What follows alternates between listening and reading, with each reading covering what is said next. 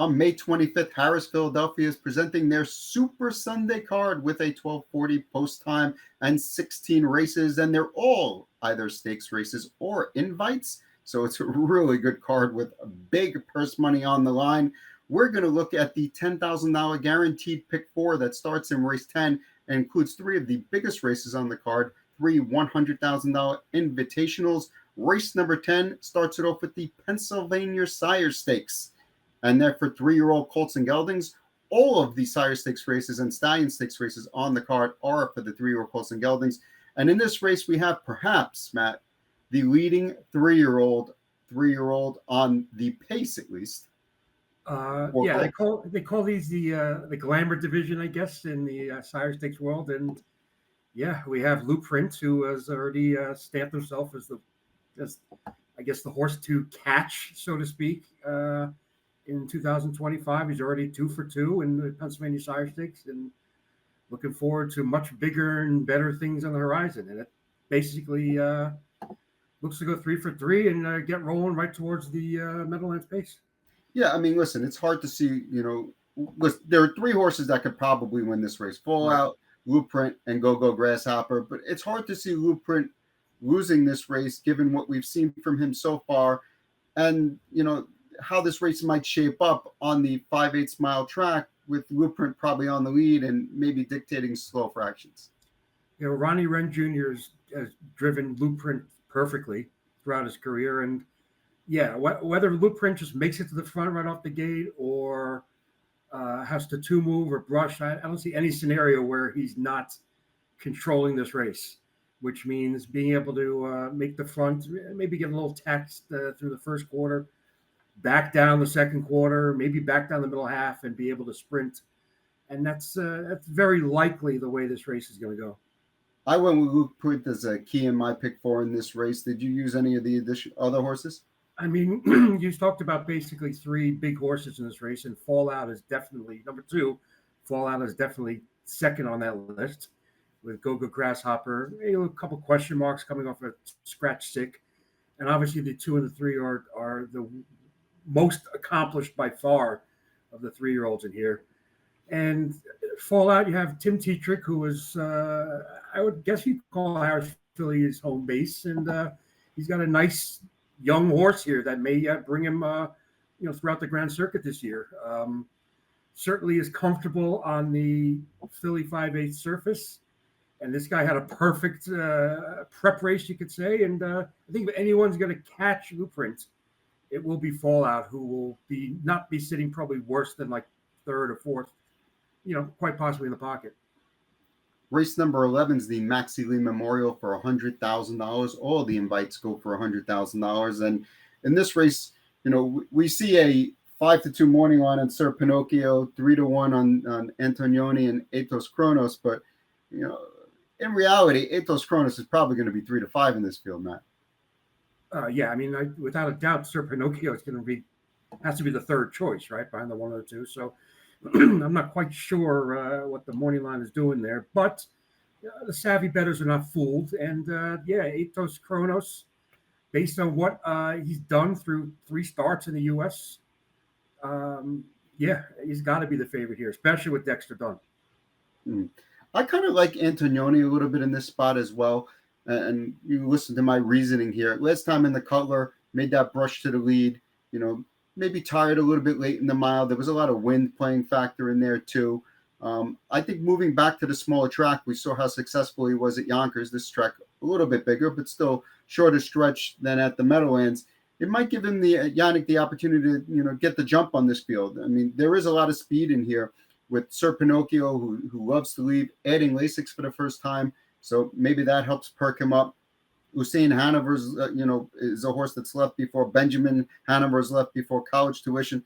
I don't know that all of them are going to lead, but certainly Sir Pinocchio is, and maybe one other will go.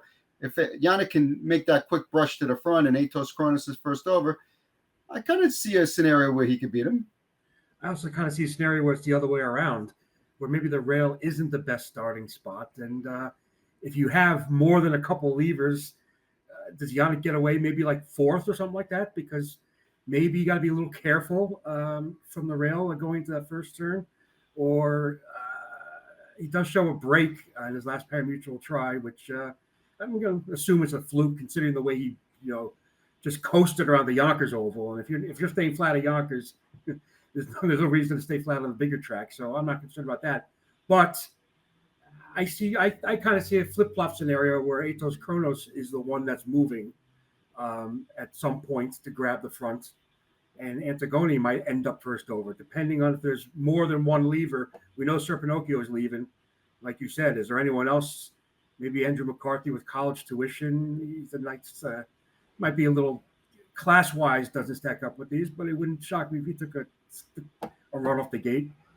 The 8 Secret Agent Man, interesting horse for Andy and Julie Miller. You look at that qualifier 2 back. If he can somehow behave himself and be forwardly placed, he'll be a huge price. But Atos Kronos, until he takes a misstep, so to speak, then I'm not going to look in any other direction. I'm going to key him. I'm going to use Antonioni as well on my ticket along with Atos Kronos. So I'm going to go too deep in there. And we're going to go to race number 12, which is the Joseph Auger Memorial Invitational Pace. And, while I think there's probably only 2 or 3 contenders in the other race, this race is pretty wide open where I could legitimately see maybe 5 different horses winning this race, man. Yeah, from the rail out, Coach's Corner he picked up right where he left off last year when he had a career year. And unfortunately, if not for post 8, where he still picked up a check in the Borgata final, he was great through that series. And Jason Bartlett is in career form. A bucket at Hanover, it's his first start of the year. That might be first pari-mutuel start.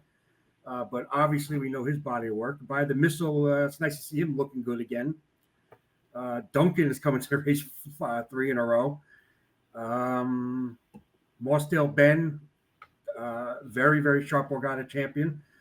And Ruthless Hanover, who is, I believe, has won this race 2 years in a row, if I'm not mistaken. Yeah. Ruthless Hanover, I don't remember. I think he won the race last year. I don't think he won the race 2 years ago, but I really don't recall, I'm pretty sure. But regardless, we saw him win last year, and we know he's lightly raced, and he usually starts up the season around this time. And you have to assume he's going to be ready to fire right off the gate, right off the bat, and be making his first start, and right off the gate. I think he's going to be ready to fire right off the bat because he's my top pick in here. And right. We're getting 8 to 1 morning line. I don't know what the ultimate off time. It's going to be interesting what the odds end up being in this race because a bucket bet's coming off a layoff. By the Missile is off a really nice mile. I could see him potentially being the favorite here. So it's going to be interesting the way it plays out. One of the things I like about Ruthless Hanover is, while for some horses the 8 hole is awful, for him, with his speed, maybe it's best for him because he'll be the last of the levers to the lead. Maybe one horse will come at him, and he could choose to let him go or not. Last year, he came off the 2 qualifiers and then started his first start. He won in 147-1, so it's really not a concern for me. Yeah, there's no doubt he's not ready to go. So you have him firing. You have to assume Coach's Corner is going to protect the rail. By the Missile, you have other horses in here, which means, where does that leave the Borgata champion, Mossdale Ben, who has shown no inkling to leave the gates? And I'm sure he's classy enough where maybe Stratton could be able to coax some early speed out of him, Jordan Stratton, that is. But is he left 8th, last going into the first turn here? Because I think he might be, though I could also see a scenario where, Jordan Stratton, pushes away a little to see what Duncan and Spring and the Step do. If they don't push away, then he will, and try to get around those 2. He hasn't pushed away in any start since coming from New Zealand. And he's been like a closing machine. So we would talk about, he might be the biggest value in this race because as a 3-1 morning line favorite, but I don't think that'll hold up. He might be the biggest value in this race simply because of the fact that people are going to assume he's going to be coming from the back and generally need to be forwardly placed, as we know in these races.